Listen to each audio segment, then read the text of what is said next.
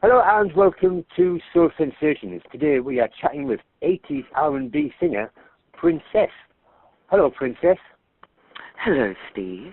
Hi, Soul Radio. Hello, everybody. What's the weather like? You're in New York. Is it New York you're in at this moment? I'm just outside New York, actually. I'm looking at the Hudson. I'm looking over the Hudson at New York City. So, yes, wow. I'm very close, yes. Is the weather okay there? Because I know you've been having a bit of a nasty spell. Oh, it's been interesting. It's been interesting. Well, actually, we've had sub-zero temperatures, and now today I think we can call it something of a heat wave. I think we're somewhere close to the 40s or late 30s, and the sun is shining, so I'm not going to complain. No. Well, no. Once the sun is shining, you can work it out. You know. That's it. That's definite. Yeah. Right, I tell you what we're going to do. We're going to start from the beginning. Okay. So just like a bit of background. Where were you born and what was your childhood like? I was born in Hackney Hospital, Mother's Hospital it was. That's North London, North East London. Yeah. So in some ways I could be considered a true Cockney mate, all right? All right. Although I may not sound it, apparently I am. So yes, I was born there, and grew up in North London, and went to school in North London. And childhood was interesting because I started understanding that I had a talent to sing in my what we call the junior school. And when my friends heard me singing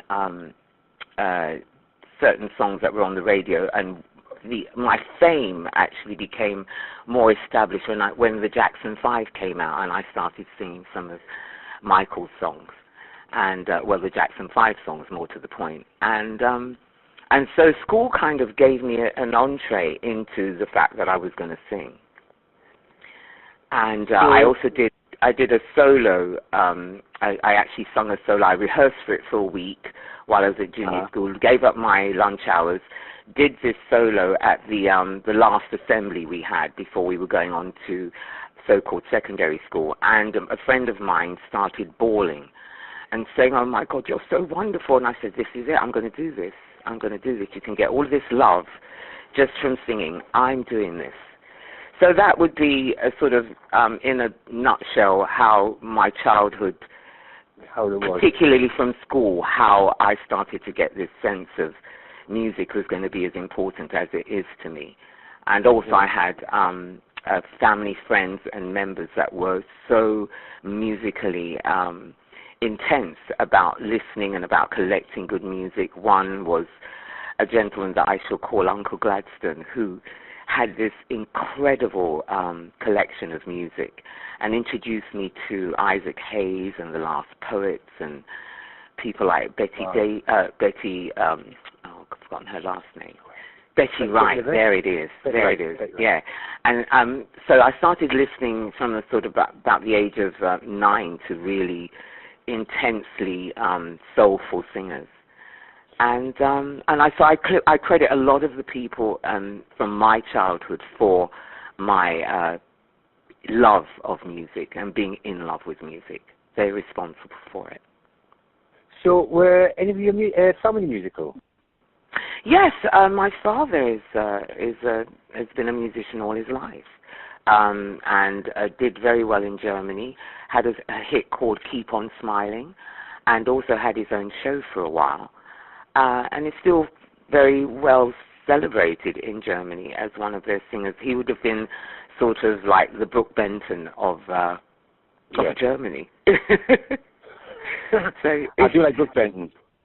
Yeah. Oh my God, he's just wonderful. He's so rich and chocolate. It's lovely. Yeah. Actually, I was going to that was going to come up there later on about that because I've got a question about. In fact, I'll ask it now. Okay. Whilst recording in the USA, now this is like just a few years ago, whilst recording in the USA, would you like to tell our listeners who dubbed you the name Hot Chocolate? And how did it come about? Yes. Well, the wonderful Isaac Hayes. I turned up for an interview having covered one of the songs he'd co-written, which is called The Sweeter He Is, and I covered it. It was done originally by the Soul Children, and I just loved, just completely in love with this song, and covered it, and found myself actually being able to be interviewed by him when he was working at Kiss Over Here, and I walked in, and he said, "Well, we got some hot chocolate coming in here," and I said, "Well, this will work. If Isaac Hayes thinks I'm hot chocolate, I'll take it."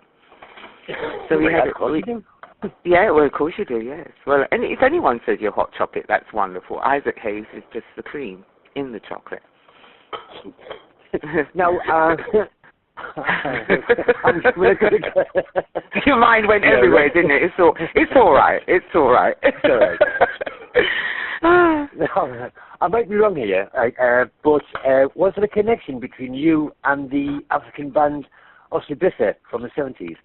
Yes, absolutely. I was introduced to their manager, who then decided, on hearing me sing, that I should. They could definitely use me as a backing vocalist, and so I actually went on tour with them for a couple of years. Definitely, I went to India, I went to Kenya, Zimbabwe, Gabon, Senegal, Sierra Leone. That was stellar. It was a beautiful, beautiful experience, and a wonderful foray into doing backing vocals. So I've always had a love for backing vocalists and backing vocals, because I was able to appreciate how crucial they are to the entire sound and presentation of the song, you know. So so I definitely still cherish that experience. So how long were you with them? So how long was I with them? Yeah. Did you say? Probably about 2.5 to 3 years, something like that. That is a long time. That might be with a band. It's been brilliant. Yes, it was. It was a wonderful sort of training ground, in fact, because they were professional without being rigid. So you were able to learn how to be professional without feeling that you had a chokehold on you. Yeah. And that's what I appreciate a lot about it. And then, of course, we were going to these wonderful places. I mean, India was such a trip when you're that stage in your career, to go there and be doing a show where there's a Persian carpet on the grass. It was amazing. It was amazing.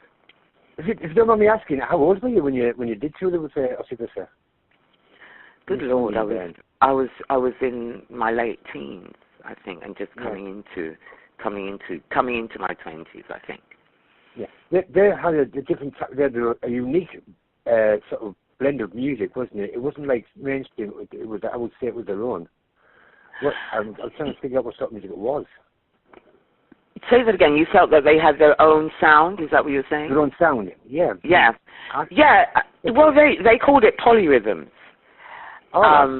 Because they really took advantage of the fact that their sense of rhythm was so advanced and so entrenched and embedded in them, and so everybody would play one sort of percussive instrument or another, and then they found a way to layer it so that everybody had space and a place, and yet blended all those rhythms into one sort of cohesive sound, and that's what made them unique, I think. They had this wonderful sort of hold on the fact that rhythm is a dancer, as they say.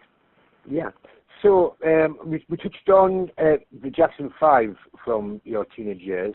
Which other singers and groups did you listen to, or were your inspiration when you were a child? Have we got time? Yeah. All the time. The main ones. Yeah, well, really, Aretha Franklin, Stevie Wonder, God rest her, the OJs, you know, Michael Jackson, of course, as you said, Gladys Knight, Shaka Khan is major for me. right hand in hand with Aretha. And Isaac Hayes. So of course, when I met him, that was a trip. But then I also would go into people like Joni Mitchell. Loved the Beatles for their composition. Got into Weather Report by a very, very interesting story. And Lonnie Liston Smith, people like that. Ronnie Laws. So between jazz funk, so-called folk music to so hard soul, R&B, it was whatever caught my ear, to be perfectly honest. Yeah. Now, before we embark on your major track that everybody in the UK knows about, prior to this, did you have a manager, or did you manage yourself prior to meeting up with Pete Waterman? I was, how can I say, I would say I was advised to some degree by my brother, who ended up being my manager, but at the time I was more or less managing myself with suggestions and help from Don. Yeah. So did you have a group then, or did you just go solo?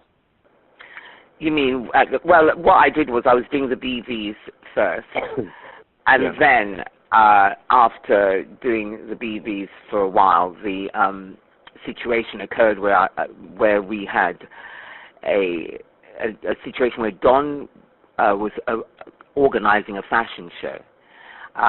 Well, actually co-organizing it, and we got to the point where we wanted to compare for that particular fashion show, and he decided that I could do it. And so I did it. And someone who was there liked the look of me and started talking to me, and then found out that I sang, and it turned out that he was a young producer with Stock, Aitken and Waterman. Yeah. And he called me later on to do a session, backing vocals again, and I did it. And having done the session, they asked me at about 4 o'clock in the morning to do some sort of ad-libs. And it was those ad-libs that brought me to the attention of Stock, Aitken and Waterman. And they searched for me for a year and called me in for a session, and that's where it started with them. Yeah. And I'm going to say something here, because I know that you might not say it, but I do believe that, to tell the truth, I've been told off a lot of times, Stock, Aitken and Waterman were almost underground. They were like, can I say it? Yes, they were, that's not Skid Row, but they were going down big style. And then you came along and you put them on the map. Is that right? I would say yes. I would say it was. It was you. I'll say yes. I'll say yes. So why should I? There's no point being a shrinking violet now, is there? So, no, not at all. No, I think, as far as I remember, the truth of the story is that they were about to, well, Steve, he's on my mind. Pete was about to have to declare bankruptcy. And it's in his book, I think. It's actually recorded in his book. Yeah. And we did Salmi number 1. He took that rendition to his bank manager, and he got a stay of execution, and within sort of 4 to 6 weeks I had charted, and then he was on the upswing. He was in recovery after that. Yeah. Now they were in recovery. They were recovering, and they came back big style. They came back big style. Yes. It hit straight out of the box almost. I remember when it first charted. It charted at something like 50 something, and Pete called me, absolutely, we're number 54. He was absolutely, and I was like, only 54? Because to me, I should have gone in at number 1. Number 1. Yeah. So he said to me, "Are you kidding me? I'd cut me really off for that. I'd cut me really off for that sort of a result. Coming out of the box." He was over the moon, and so I then got an idea that we actually had done something wonderful. Yeah. And yes. Now, still going to talking about Stock, Aitken and Waterman. your feelings behind changing your name, because it was Stockett and Waterman that made you change your name, wasn't it, to Princess? No, it wasn't, actually. Was it not? No, it wasn't. No. It was that, you'll see this in my book as well. That was Donovan Heslop who did that. He had a dream. He had a dream.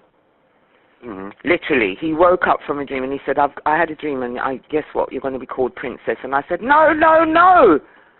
I don't want to be called Princess. I don't need that kind of hassle. People will be talking about, she doesn't look like a princess, she this, that. I don't need it. Yes. And he said to me, no. He said, all you have to do is be yourself. And that was the selling point.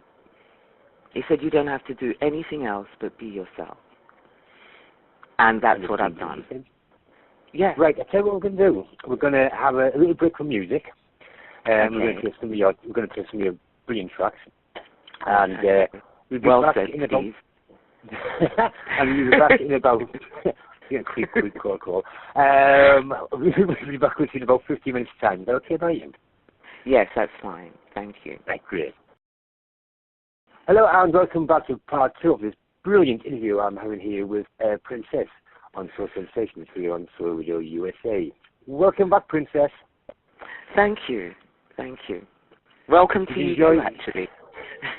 Did you enjoy your coconut water? I always enjoy my coconut water. And there were suggestions that I should have made it Malibu, but I'm waiting for sponsorship. Ah, well, we'll see if we can get to the bottom of that. We'll get that right. I've got a question for you now. This is because I'd like to know this as well. What is it D-A-R-E groove or Dare groove? What's that all about?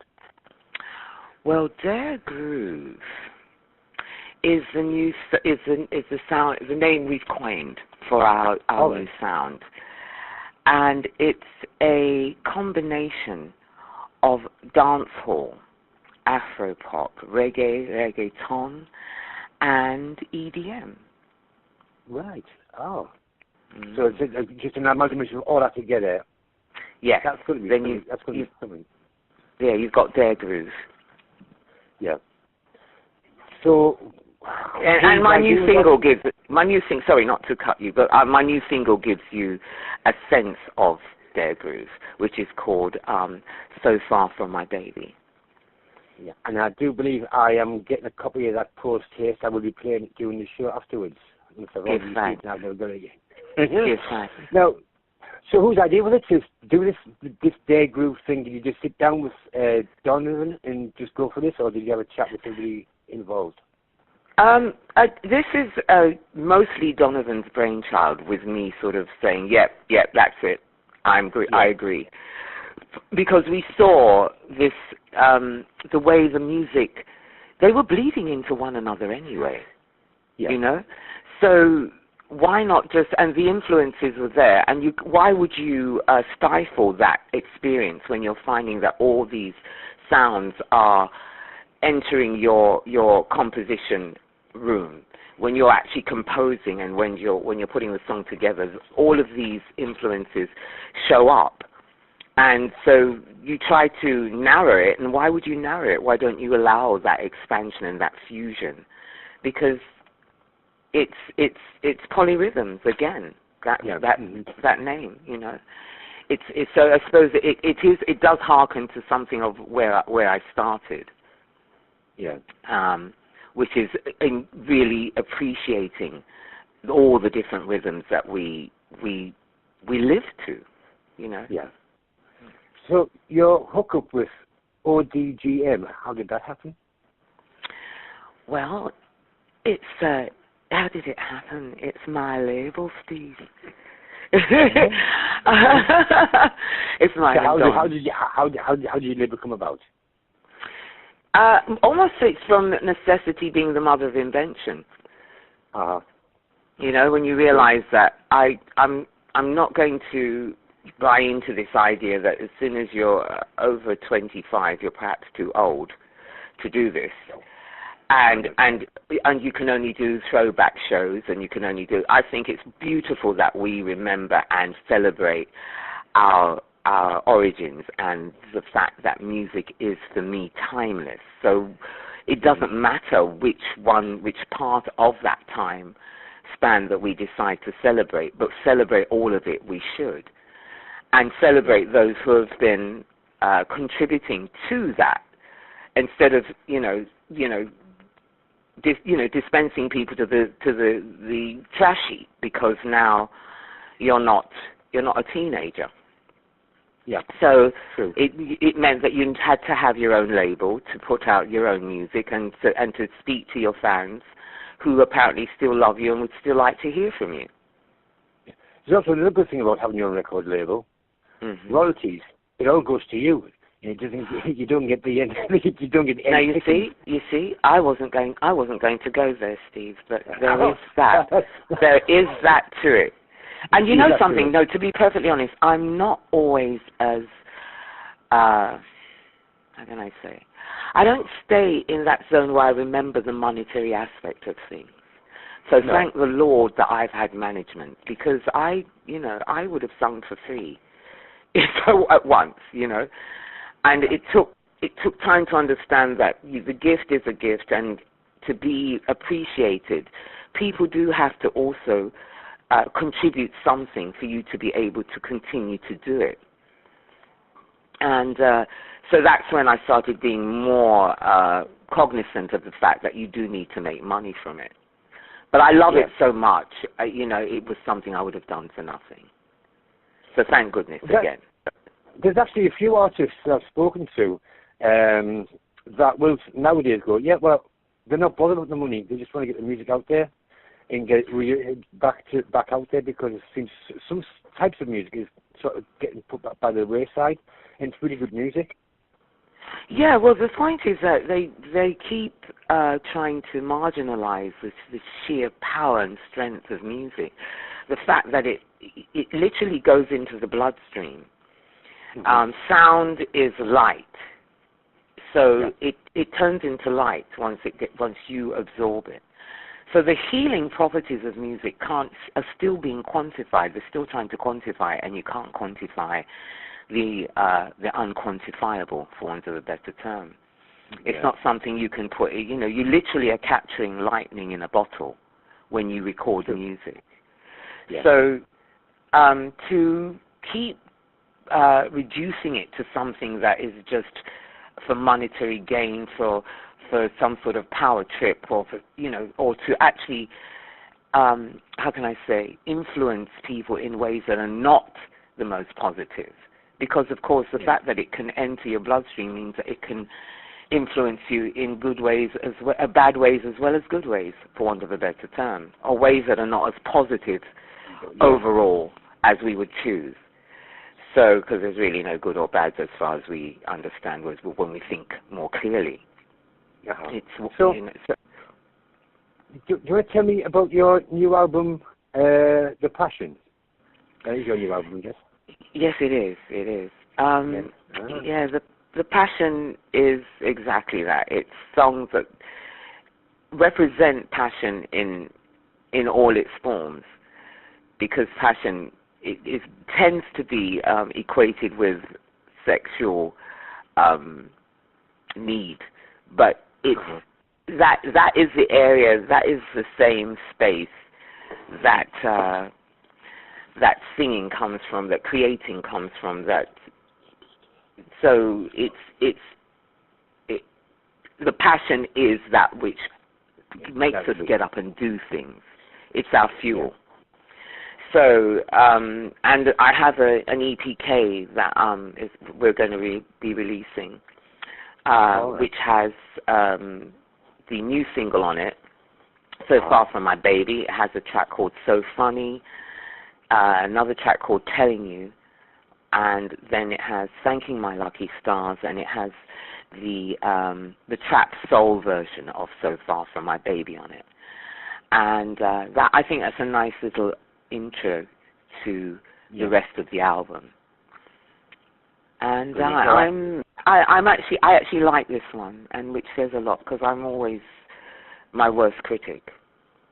Now, I'm going to put my hand up here, because I've never heard that album yet. I've never had a chance to listen to it yet. Yes.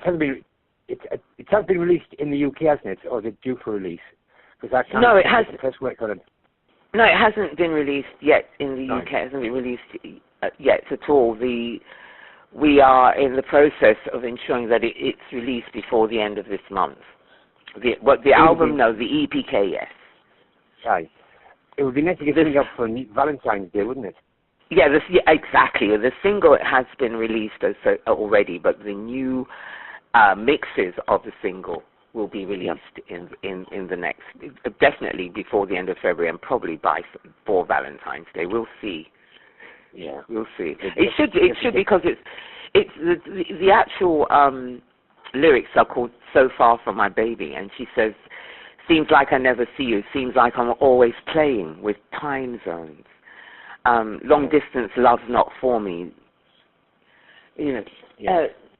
Every day you call me, I sleep alone, and I don't want to be so far from my baby. And that's the horse, but trying to give you an idea of it. It's just beautiful, absolutely beautiful. Yeah, it is. It is nice. And I actually was. Go on, sorry.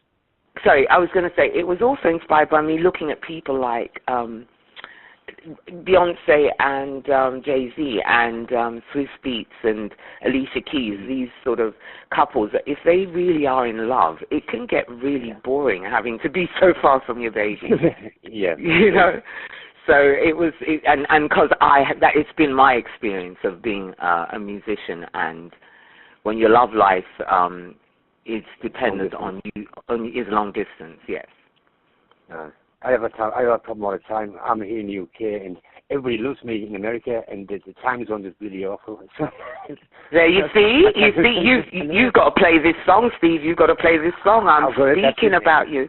It's going to be done. Right, tell me about your new band, TKJ, The Crown Jewels. The Crown Jewels, yes, indeed. Well, they are, how can I say, they are rather experienced musicians who have pretty much, a lot of their work has been done within the genre of reggae, even though they are very, how can I say, versatile and are able to play almost anything. They would say, I would say their basis or their foundation could have been in reggae. Mm-hmm. And they are now the house band for our TV show, which is called the International Reggae Train. So, yeah, I know about that. I'm doing some work with Don at this moment in time with that. Oh, good. Oh, listen, I think it's so timely because they're doing the whole expose on Don Cornelius, who did Soul Train. And, of course, the International Reggae Train is somewhat of a tribute to him and that show. So, the Crown Jewels are, as well as being my band, they also are as I said, the band, the house band for the International Reggae Train, and they're also signed to our label ODGM. And their first single, Sunshine Girl, was released in August of last year, but is going to be further understood. We'll probably be releasing that around Valentine's Day if we can. If we see that, or the live, and it will be the live version of it. They did a wonderful studio live session of it that I think that needs to be heard and seen. Yeah. And I'm in there doing a chat. So I'm Princess the Enchantress in that particular song. Yes.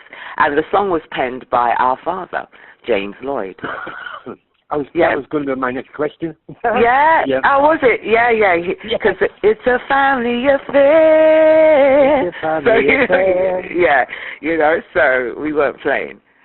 And it's our first collaboration with Dad, and as I said, the well-known singer in Germany. So we're doing all right. We're doing the stuff. A part of that question I was going to ask you, because the question was going to be, even though it's been released, it's going to be released again, penned by your father. The actual lyrics he wrote, the question was going to be, is that about you? Why not? I'm a sunshine girl. Yeah?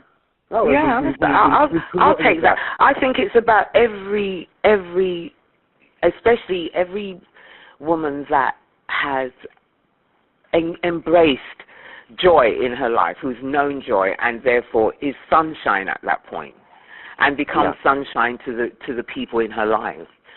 Not least of all the man in her life. You know, she can be that sunshine girl at any given point. She can be the thunderstorm as well. I mean, it's that little baby girl that when her dad sees her, she's sunshine to him. You know, so it really is everything about being positive and filled with light, as well as being a woman and being a little girl or being a baby girl, and how the people who love you feel you at your best. Such a beautiful track. Such a beautiful track. It is, isn't it? Yeah. Easy one for you now. It's like it's for people here in the UK, but also mainly for people in the USA. How can fans here in the UK and the new fans you are going to get in the USA keep up with your new ventures? Do you have social media, website or anything like that people can get to?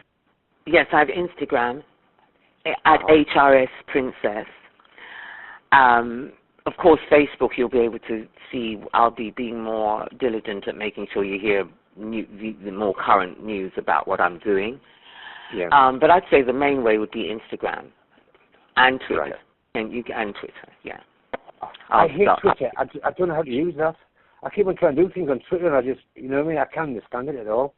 Oh, I must admit, I'm not. Some days I get it right, and other days I'm like, I forgot what I'm doing now. What am I doing here? So believe me, you know, you're not alone. I'm not one for. I like the person to person thing still. Yeah. You know, I appreciate the freedoms that digital communication gives us, but I still love the fact that I can speak to you and we can feel each other via sound. So I'd say Instagram is a good way, and still Twitter when I get it to work. and also my radio station, because I will keep everybody updated with everything that's going on. Well, yes, my new guest house, Soul Radio. You can catch up with me and things that I'm doing via Soul Radio as well. So, yeah. No, and I did want to say actually that you're going to be, as far as I know, you're going to be interviewing at least one of the members of TKJ in very next week. Quick, in the near future. There you go. Next week, in the near future. Yeah. So, we were supposed to. John dropped it on me that he wanted to bring in one of the members of the band halfway through our interview. I went, no, I can't do that. It's impossible, but it would sound really awful. Well, I don't mind.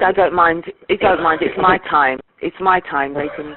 They can have their time next week. I don't mind. I'm going to be very princessy about it and say, no, this is my time. I shall introduce them as I'm doing now. But yes, they will. It'll be great for you to speak to at least one of them next week. I'm looking forward to it. Yeah. Have you any tours or public appearances coming up in the near future? I am in the process of getting prepared for. I've been hearing that there's some stuff that could be going on in Holland. Right. We will be doing some stuff later on in the year, more towards the summertime, particularly as we're recording the show. So, and a lot of it now has not been necessarily fully booked, but there are little hints that people are looking for me this year. So we'll see. As soon as anything's locked down, you'll be one of the first people to know. And what about you? Yeah, and what about you? You're meant to be making sure that I do some stuff as well, aren't you? Yes. We're waiting on that as well. On the spot. That was beautiful. Yeah.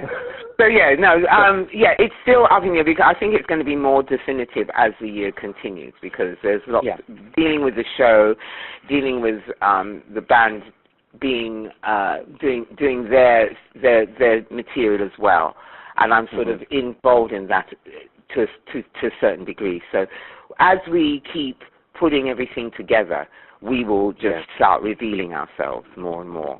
And roll it all out. Yes. Right, finally, is there anything you'd like to add? Is there any shout-outs or thank yous to people, or is there anything you'd like to add at all before we say goodbye? Well, I'll thank you, first of all, for reminding everyone that I live and breathe.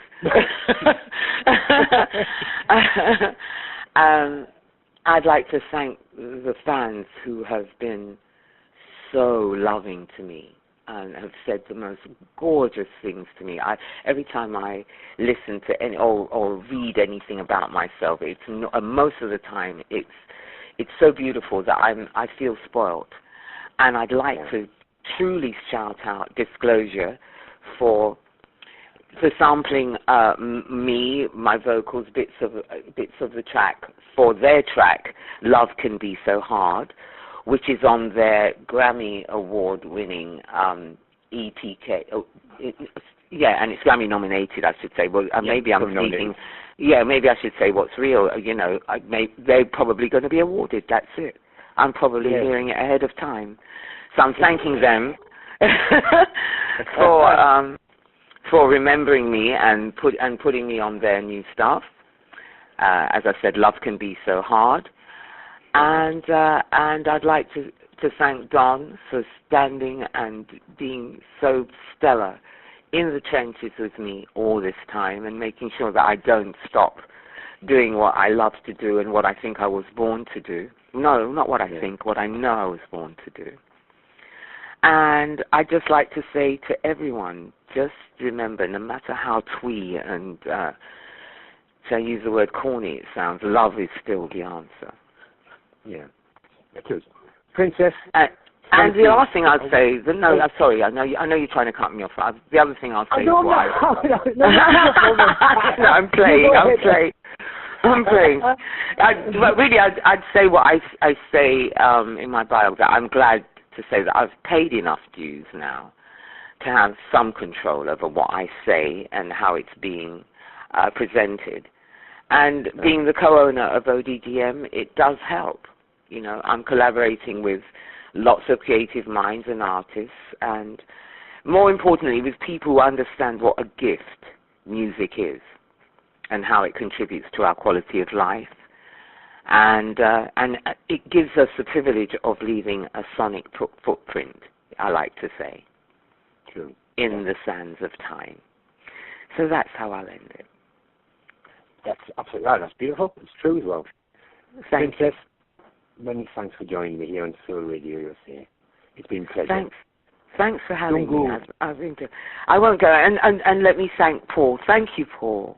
Thanks for looking after us. Is he going to answer you? I haven't heard a word. You heard a word?